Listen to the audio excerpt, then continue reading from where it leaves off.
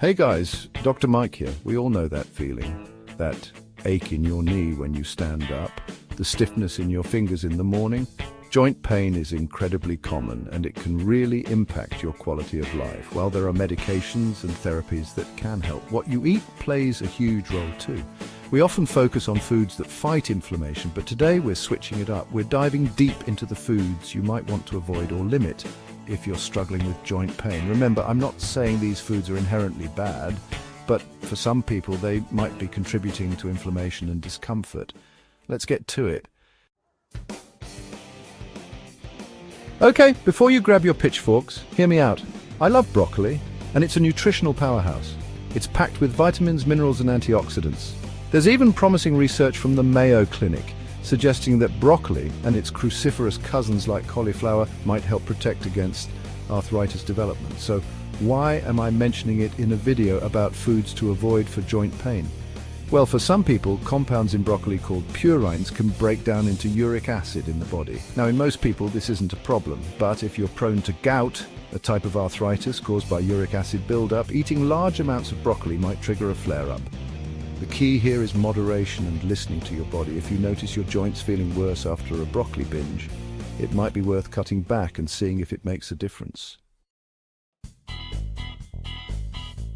Ginger is like that friend who's always down for an adventure, but sometimes gets a little too wild.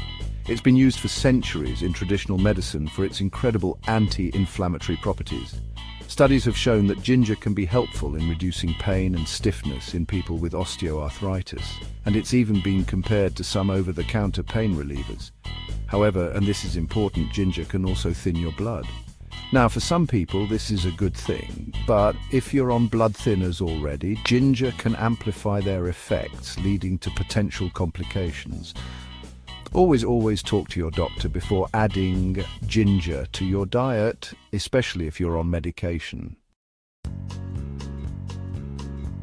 Chapter 3. Eggs.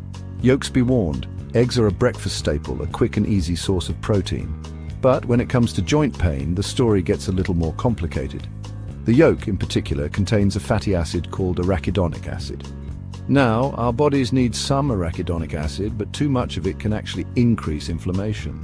Eggs also contain saturated fat, which can further contribute to inflammation in the body. Now, I'm not saying you need to ditch eggs entirely. If you enjoy them and they don't seem to bother your joints, go for it. But if you're struggling with joint pain, you might want to experiment with reducing your yolk intake or opting for egg whites instead.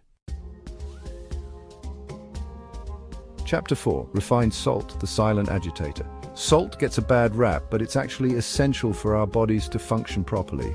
The problem is most of us are consuming way too much of the wrong kind of salt, refined salt.